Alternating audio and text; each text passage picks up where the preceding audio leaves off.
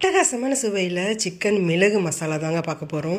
சப்பாத்தி, சுட சுட சாதம், இட்லி, தோசைன்னு எல்லாத்துக்குமே அவ்வளோ ருசியாக இருக்குங்க. ரொம்பவே சிம்பிளாக செய்யக்கூடிய இந்த சிக்கன் மிளகு மசாலாவை நீங்களும் வீட்டில் ஒரு ட்ரை பண்ணி பாருங்கள். அடிக்கடி செய்ய சொல்லி கேட்பாங்க. அந்த அளவுக்கு ரொம்பவே ருசியாக இருக்கும். ரொம்பவே சிம்பிளுங்க. ஒரு 30 நிமிஷத்தில் இதை செஞ்சு முடிச்சிடலாம். டேஸ்ட்டும் வேறு லெவலில் இருக்கும். கண்டிப்பாக ட்ரை பண்ணி பாருங்கள். வீடியோக்கு ஒரு லைக் கொடுத்துட்டு வாங்க எப்படி செய்யுதுன்னு பார்க்கலாம். இதுக்கு முதல்ல கடாயில் ஒரு 4 டீஸ்பூன் அளவுக்கு எண்ணெய் சேர்த்துக்கோங்க. நீங்கள் குக்கர்லேயும் இந்த ரெசிபியை செய்யலாம். எண்ணெய் காஞ்சதும் 2 துண்டு பட்டை, 3 ஏலக்காய், 4-5 கிராம்பு சேர்த்துக்கோங்க. இது கூடவே 2 பெரிய சைஸ் வெங்காயத்தை நல்லா பொடியாக நறுக்கிட்டு சேர்த்துக்கோங்க. இப்போது வெங்காயத்தை மிதமான தீயில் வச்சு நல்லா வதக்கி விட்டுக்கோங்க. வெங்காயம் நல்லா நிறம் மாதிரி வரணும், லைட் ப்ரௌன் கலரில் வரணும். அப்போ தான் டேஸ்ட் நம்மளுக்கு இந்த தொக்கு ரொம்பவே நல்லாயிருக்கும்.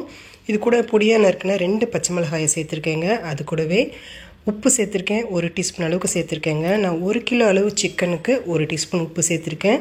நீங்கள் சேர்க்கக்கூடிய சிக்கன் அளவுக்கு ஏற்ற மாதிரி உப்பை கம்மியாகவோ அதிகமாகவோ சேர்த்துக்கோங்க. இப்போ வெங்காயம் இந்த அளவுக்கு நல்லா நிறம் மாதிரி வதங்கி வந்த பிறகு 1 டீஸ்பூன் அளவுக்கு இஞ்சி பூண்டு விழுது சேர்த்துக்கோங்க.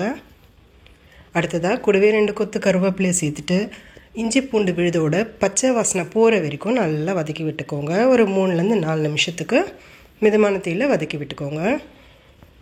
இந்த மிளகு தொக்குல நீங்கள் இஞ்சி பூண்டு விழுது சேர்த்தாலும் இஞ்சியோட அளவு அதிகமாக சேர்த்தா தான் டேஸ்ட் நல்லாயிருக்குங்க. அதனால் 1 ஸ்பூன் அளவுக்கு இஞ்சியை நல்லா துருவிட்டு சேர்த்துருக்கேன்.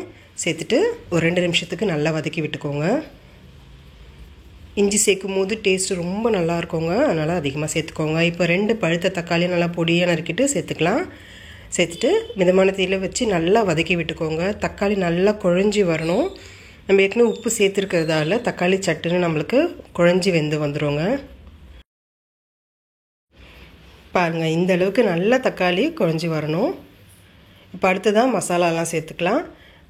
1/2 டீஸ்பூன் அளவுக்கு மஞ்சள் தூள், 1/2 டீஸ்பூன் அளவுக்கு குழம்பு மிளகாய்த்தூள், வீட்டில் அரைச்ச குழம்பு மிளகாய்த்தூள் தாங்க சேர்த்துருக்கேன்.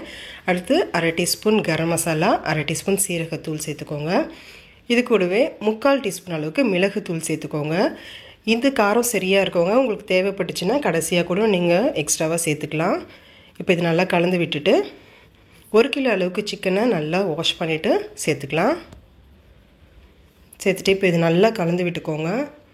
மசாலா எல்லாம் சிக்கனோடு ஒட்டி வர அளவுக்கு நல்லா கலந்து விடுங்க. பாருங்கள், இந்த அளவுக்கு நல்லா கலந்து விட்ட பிறகு இப்போ தண்ணி சேர்த்துக்கலாம். இது நான் ஒரு தொக்கு கன்சிஸ்டன்சியில் செய்ய போகிறதால தண்ணி கம்மியாக சேர்த்துருக்கேங்க.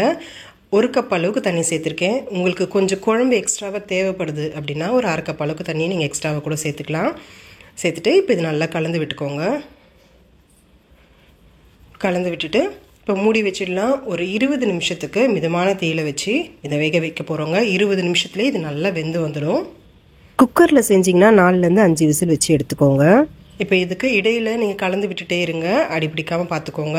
இப்போ ஒரு 5 நிமிஷம் ஆயிடுச்சு, நான் கலந்து விட்டுக்கிறேன்.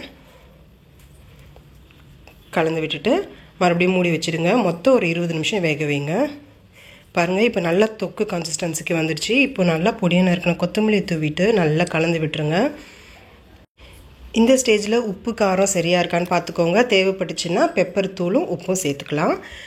இட்லி தோசைக்கு அவ்வளோ சூப்பராக இருக்குங்க. இப்போ நீங்கள் ஸ்டவ் ஆஃப் பண்ணிடலாம். சுட சுட சாதம், சப்பாத்தின்னு எல்லாத்துக்கும் அல்டிமேட்டாக இருக்கும். மிஸ் பண்ணாமல் ஒரு ட்ரை பண்ணி பாருங்கள். ஒரு தடவை ட்ரை பண்ணிட்டீங்கன்னா அடிக்கடி செய்வீங்க. அந்தளவுக்கு ருசி ரொம்பவே நல்லாயிருக்கும். ரொம்பவும் சிம்பிளும் கூட. இந்த ரெசிபி உங்களுக்கு ரொம்ப பிடிச்சிருக்கும்னு நினைக்கிறேன். பிடிச்சிருந்தா லைக் பண்ணுங்கள், நிறைய ஷேர் பண்ணிக்கோங்க. Thank you friends.